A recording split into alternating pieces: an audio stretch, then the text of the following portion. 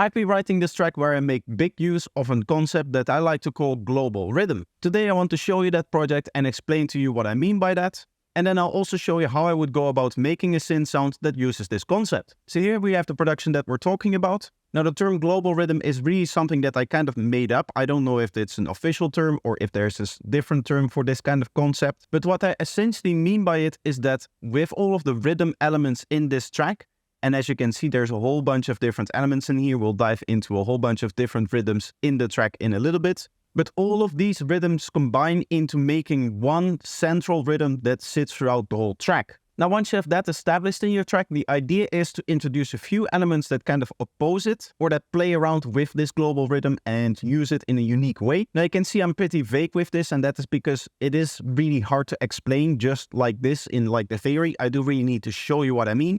So we're just going to go into some parts of the track and we'll have a listen to that and then we'll analyze it a little bit more in depth. So we're going to start off with the kick and bass on their own because the kick and bass obviously is central to the rhythm of the track.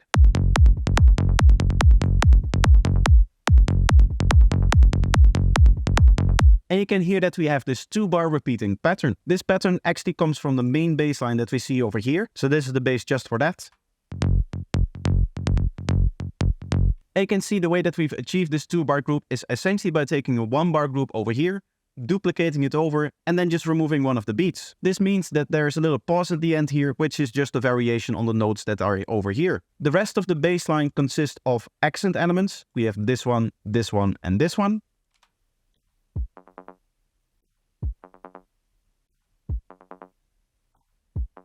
And you can hear that these accent elements just continuously play the same thing. In this case, the reason for that is because they are not actually aligned with the part where we make the variation. There's nothing happening in these bass accents over here. So essentially what we're trying to do is we're trying to keep it as similar as possible between the first bar and the second bar. And then we just have this one massive variation, which is the removal of like the entire beat here, which means that there's this sudden big contrast and obviously then it stands out to you a lot more. Now, just as always, when I'm explaining my own productions, I do feel the need to say that when I'm actually writing this kind of stuff, I'm not actually thinking about it like that. This is just the kind of analysis that I like to do afterwards to train myself into spotting these patterns so that I can use those in future productions. Because when you're writing, you're not actively thinking like that. It just kind of flows out of you in the sense that you're just experimenting. You come up with this bass pattern and then only afterwards when you analyze it, can you actually find out what is causing the particular behavior that you like in the bass pattern. And the same is going to be true for all of the elements that we're going to look at now, which is going to be the elements that lay on top of it. So we're going to start over here and I'm just going to play this little segment over here so that we can then analyze what is going on.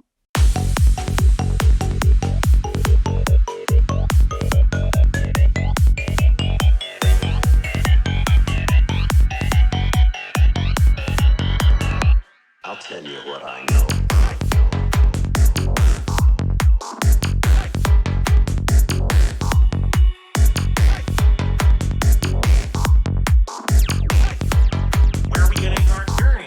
So starting off at the very start, the first rhythm that we hear in this part of the track is going to be that offbeat pluck here. It starts out very simple. Every offbeat it just plays and you can see that it's slowly morphing into something else where we go into this 1/8 note pattern with occasional gaps over here, and over here. So you can hear how it morphs between those two patterns.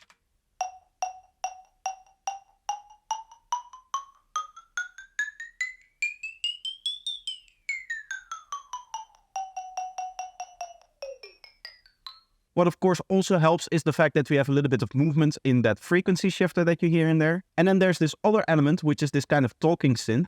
And the way that this talking synth works is that you can hear that it kind of follows the same patterns in terms of where the gaps are. So if you look at the gaps over here, over here, over here, all the way through the end here towards the end, you can see that these gaps actually line up with these gaps over here. So you can see we get this kind of 1-bar repeating pattern with the same gap in here, which means that these two elements sound very cohesive because they're essentially playing the same rhythm. Well, of course, not entirely. They kind of just morph into the same rhythm over time.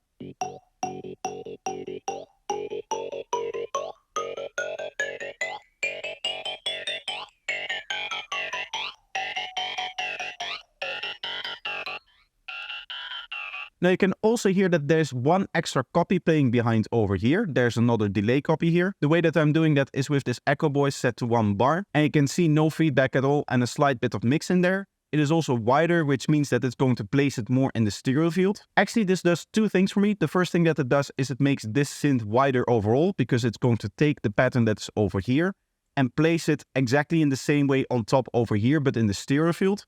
Meaning that from this point on, the synth becomes a lot more stereo because we essentially have two copies. But because that copy is also being delayed, what we end up having is that the one that plays in here is actually going to place in this fill over here. Now, if we just look at what we have in this fill, you can see that there's pretty much nothing going on except this one element over here, which is a vocal. And this vocal has been stretched perfectly to fit the rhythm that is being set up by this element that then repeats here. So you can again hear that between this element over here, the repeating part of this element in particular, and this vocal, there's a lot of cohesion because again, they share the same rhythm.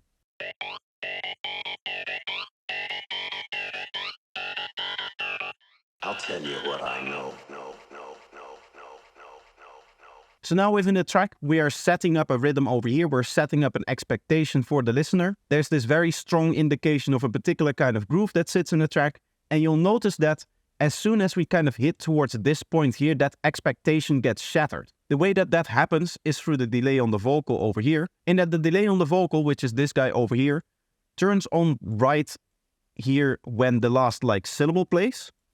I know. And its main goal is to take this no part here of the vocal and to repeat that every bar. No projector, what you meant to say is every beat, not every bar. Which technically isn't the rhythm that we've heard here yet, because this rhythm over here, the things that we looked at before, really focus on 8 notes as opposed to quarter notes. That is what happens over here. That is happening in here as well, in that this thing here, together with the kick, is going to accentuate 8 notes.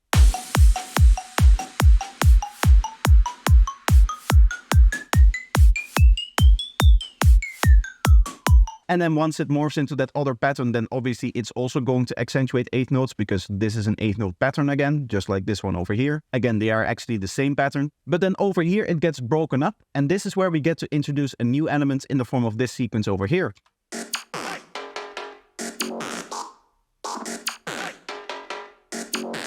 But in this sequence, this is where, in my opinion, the most interesting thing happens. And again, you need to take into account that this was all an accident. This is not something that I deliberately chose to do. This is something that I found out through experimentation and just auditioning a whole bunch of different ideas until I found the one that sounded right. And the idea is that there's going to be interplay between this vocal over here and this particular part of the sequence. If we listen to just this element here, these 4 little things here are kind of going to sound like an alternative rhythm to the vocal, but with the same tonality to all of the elements. As you can hear, it sounds kind of like Tell You What I Know. Now, of course, the vocal over here, there's another al in front of it, so there's another bit of the rhythm over here.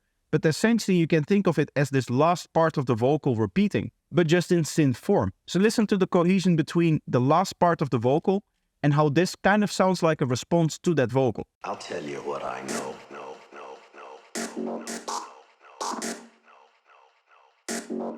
Now I tried playing around with actually having the vocal on top of this part, either just as it is like in here, or vocoding this original element with the original vocal here, so that we still get more and more of that tone in there. But to be honest, I found that that became distracting and really became messy. So I think that I'm going to just leave it like this, because I think that the interplay between the vocal and this element over here is clear enough for the listener. Of course, when you guys will be listening to the track, whenever this one is coming out, you'll already hear it because I explained it to you right now. It's kind of like one of those earworms that will be stuck in your head forever, and you'll never be able to stop thinking about it, just like I have with this production. So this sequence plays for a while. It plays for 16 bars, as you can see over here, and then we go into this part over here, where another rhythm is introduced. But the main thing that is happening over here is that you can hear an increase in energy. The way that we're achieving that is one through the drums over here, which you can see we are introducing a faster head here, so we get 16 notes. Up until this point, we've mainly been using 8 notes. There's some accent notes over here. The main ideas of the percussions over here aren't as fast as what we see over here. So we get this increase in energy, we get this increase in speed of the track. Of course, not really in the form of the BPM, but just kind of like the perceived speed of the track.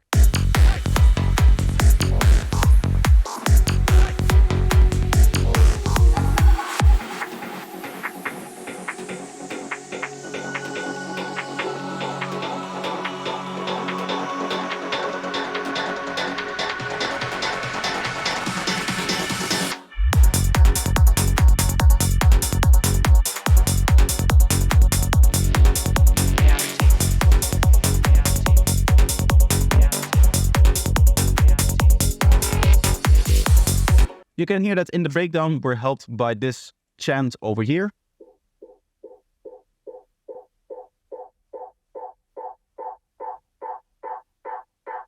This is still doing the offbeat, this is still doing 8 notes, but there's other elements in here like this energy booster over here, which I took from an Eclipse tutorial.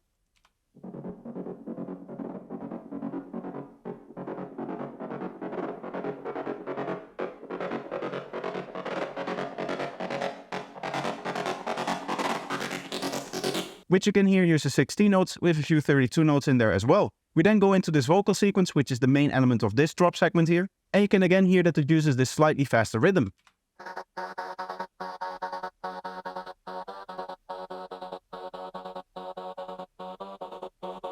In this case, there's some 8 notes in there, but some 16 notes as well. So it's kind of like a combination between the old 8-note speed and the new 16-note speed. Which again means that together with the hats and some of the other elements in here as well, like for example these brass steps that we have and this part sequence over here.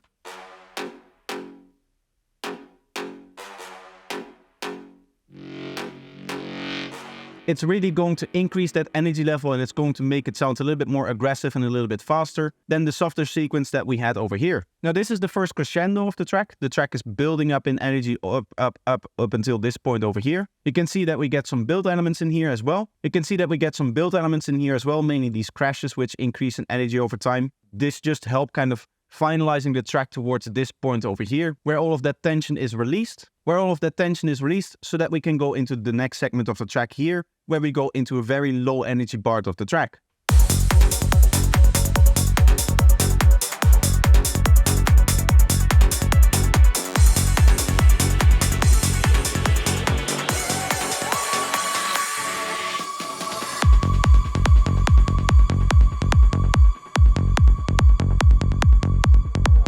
Some elements of note for that to happen though is this vocal shout over here for one.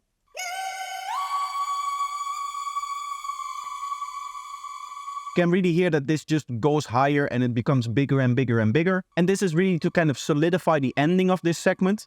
The other part that helps a little bit more with like the building up quality of it is this arp over here.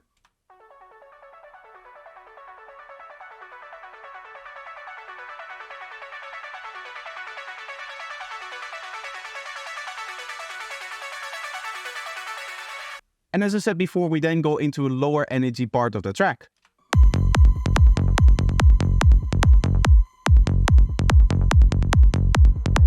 Now what we can also do here is we again can think of a new idea for the rhythm. We build this whole part up until the high point over here, basically around the same idea of the 8 notes but constantly morphing. That starts over here with the first elements that we looked at. Then we have the cohesion between the vocal and this element over here, which is also very strong in the 8-note pattern. And then slowly it morphs up to a sequence which is still very heavy in the 8 notes, but it's a little bit higher energy because it also uses 16 notes. Over here though, the idea behind it is that we focus on the 2-bar segments. And what that means is that, say an element like this that we have over here, is just repeated every 2 bars. And again, just like the bass line itself, you can see we have the gap over here, which solidifies that this is a 2-bar element, because that is a very strong variation on what we have happening over here.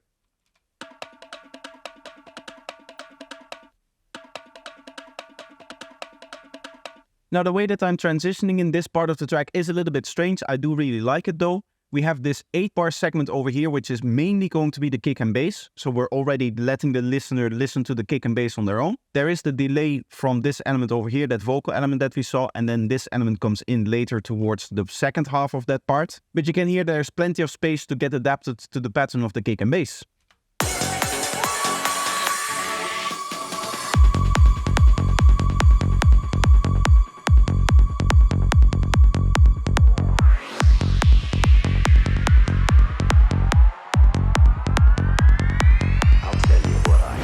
After those 8 bars, what we have is a little fill segment. Here you get used to the fact that there's other elements that are also going to be playing in that 2-bar pattern. This is where the drum loop that we saw before is introduced. And once the listener is introduced to the idea that these 2 elements are going to be on top of each other, they're ready to start dancing. We have a little bit of a pause here of 4 bars, but we are filling that up with 2 things. Mainly a spoken vocal over here, which is this thing down here. And then we have this rising vocal idea, which also starts to shine through a lot more. This is a really cool idea, which I might make a video on as well.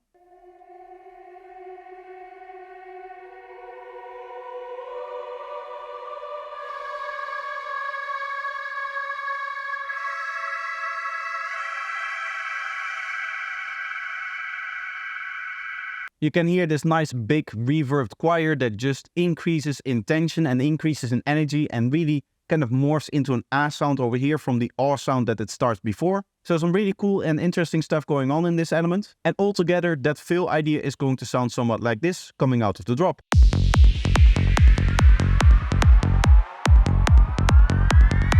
I'll tell you what I know.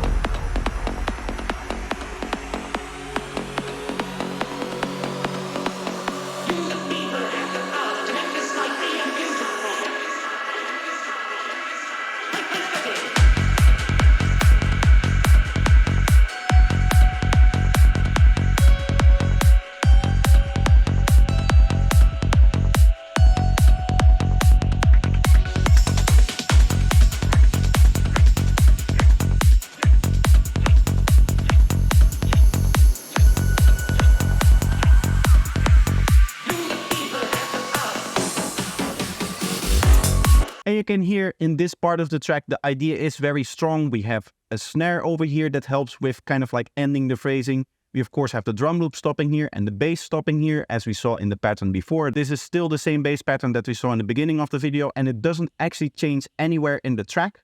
You'll be able to see that it's always the same bass pattern. Of course, you cannot see the individual notes, but you'll just have to trust me that it's true. I mean, at least for now it is, because I'm still working on the track. But you can hear in everything that is happening in this track, the idea is very strongly based on this last beat being empty every time. We have some interplay with some other rhythm over here, which is this cool trick that I'm doing here.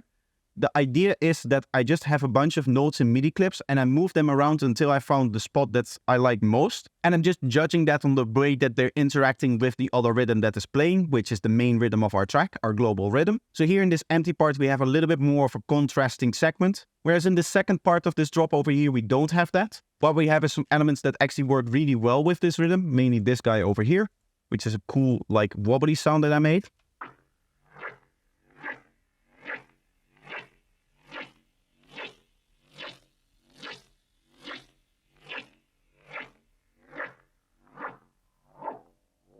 And then we once more hear the vocal, which is again warped so that it perfectly matches the rhythm of our track. As you can see, we have again 8 notes here, here, here, here, and here. So this is another element that is very strongly tied to the global rhythm of the track at this point. And again, you will notice that over here, the vocal ends in a very strong beat. There's this little segment over here, but you barely hear that throughout it.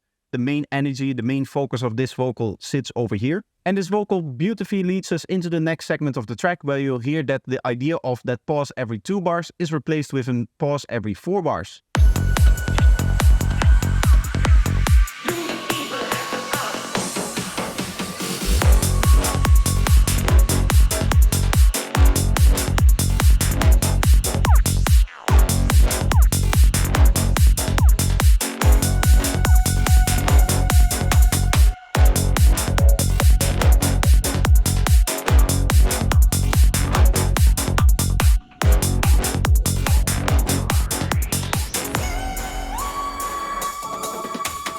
Now I grant you, in the first one, it isn't as strong as I would like. There's this squelch in here, which does have a repeating segment. As you can hear, there's this last bit over here, which you might want to get rid of.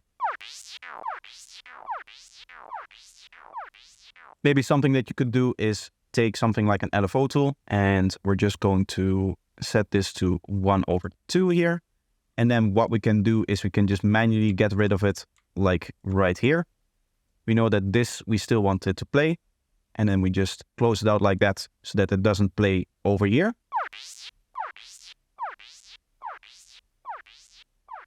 There's another cool trick happening over here, which I might make a video on, in that the delay switches between the stereo version of the delay and the mono version of the delay. But that's also something for another time. Maybe I'll explain that in a different video or in a short. For now though, with this fix, you can hear that at the end of the 4 bars, there's this pause happening over here. Then we go into the next segment where we have this drum that pauses here. You can hear some 8 notes playing in the drums, and then there's this very hard stop in here. The next element that does that is this one shot over here. This is 4 bars later again, and this also has that pausing effect in there.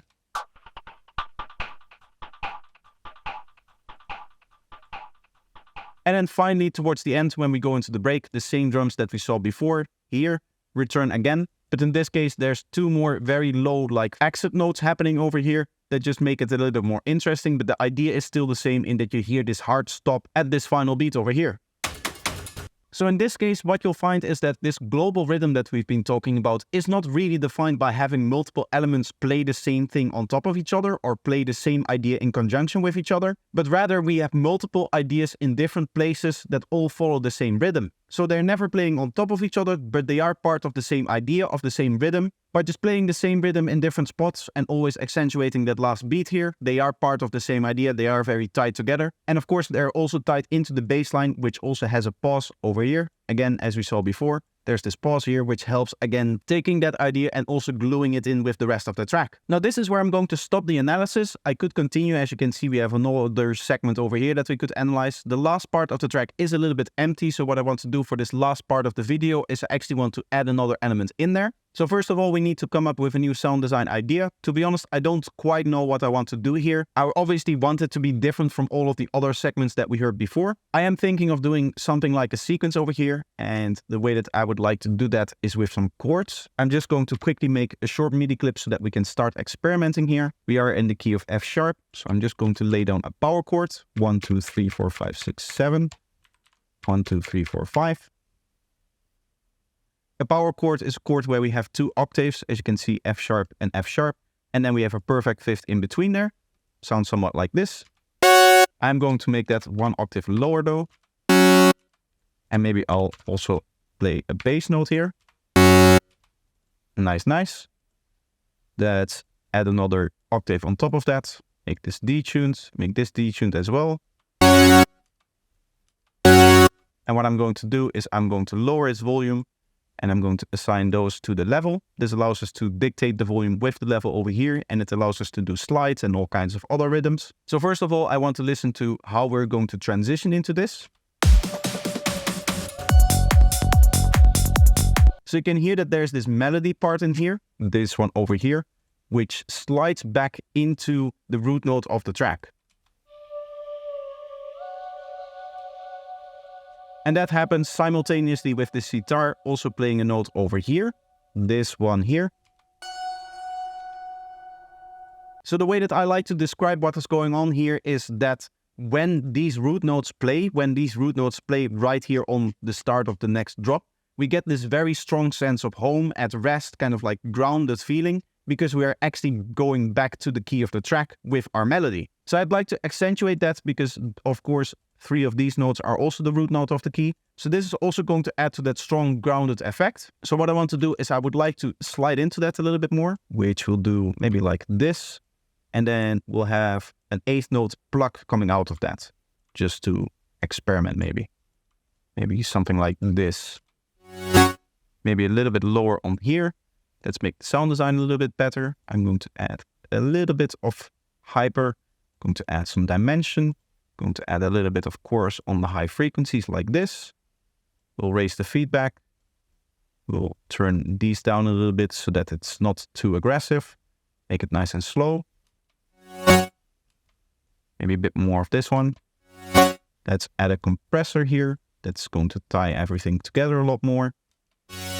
And now you can hear we get some unwanted mid frequencies, so we'll EQ those out. I'm not really mixing at this point, I'm just preparing the sounds to be inserted into the track. When it comes to mixing, I do that in a separate project. So in this case, I just know that I'm going to need to high cut this. So this is kind of just to make sure that it works in the production mix, but this is obviously not going to be the final way that this sound is going to sit in the track.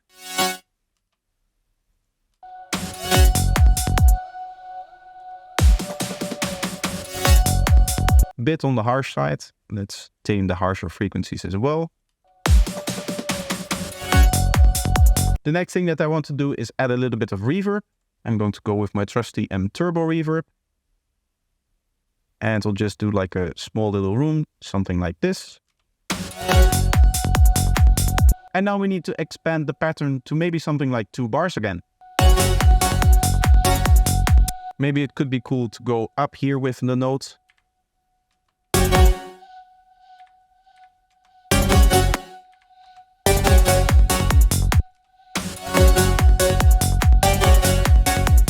We're going to make it a little bit cooler by just moving these around a little bit. Maybe make this a bit more of an accent thingy.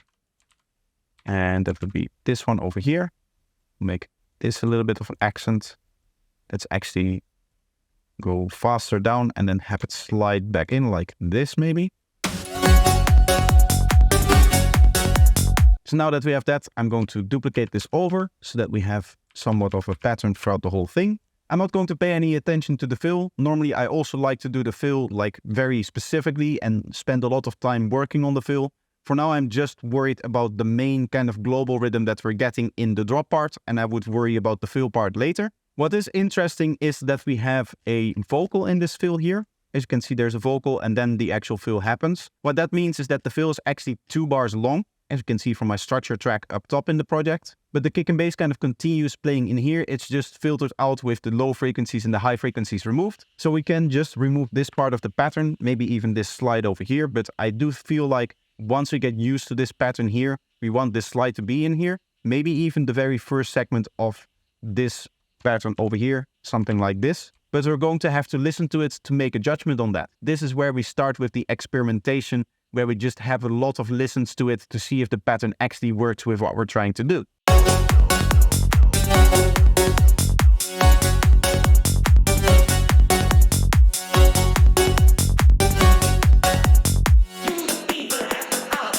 Maybe what could be cool in this fill here is to do something like this, where we duplicate this over.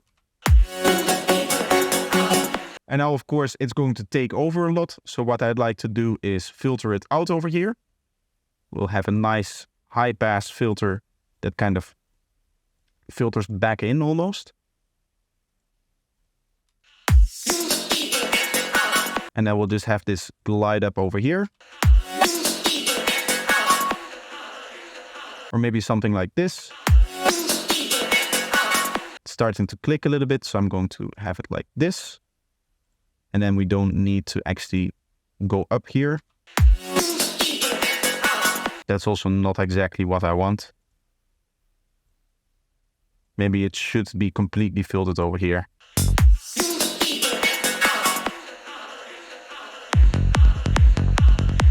Let's add another filter which removes some of the high frequencies in here. Going to kind of do that in the same way in that it's going down with that one. And then it will turn on here.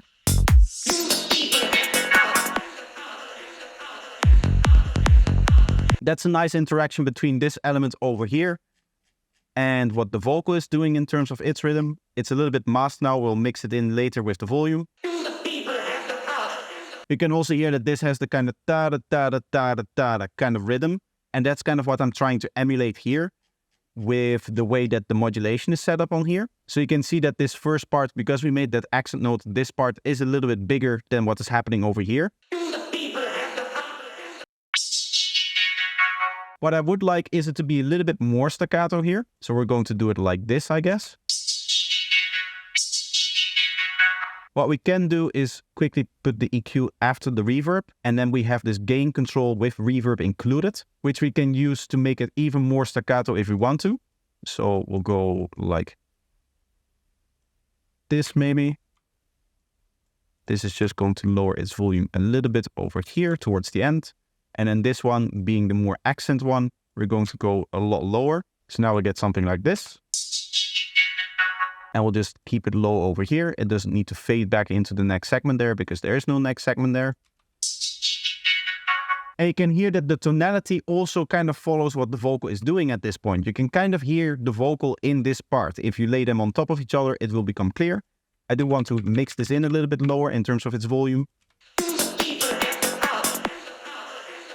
These two elements now are very closely connected. And that's what we're looking for when we want to have something that is disruptive. In this case, there's this fill over here, which obviously disrupts the course of the track because the kick and bass changes and the vocal comes in. So we also disrupt the rhythm that we set up before by just using a different rhythm over here. In this case, one that follows the vocal that we saw down below here. So let's have a listen. I'm also going to include this part over here. We're going to listen to how it transitions from here as well and to see if those ideas kind of match as well.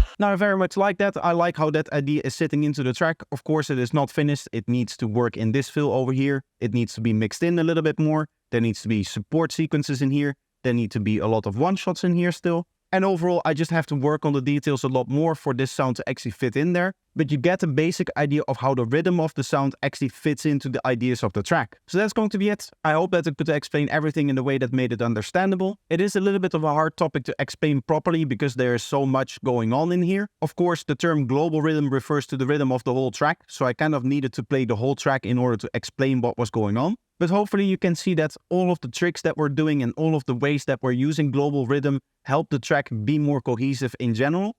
Now, this is a very progressive project in the sense that this might not be the kind of psytrance that you're making, but I do feel like it is important to implement something like this in whatever psytrance that you're making. What I sometimes hear in people's tracks is when rhythms don't match between elements, and especially when it doesn't match with the rolling pattern of your kick and bass in traditional psytrance rolling patterns. To quickly show what I mean by that is, imagine if we have a kick and bass over here. The kick is going to be playing in this part of the beat here. We would like that to be a little bit shorter if possible. There we go. So this is going to be the transient of the kick. Then your first rolling bass note is going to be over here.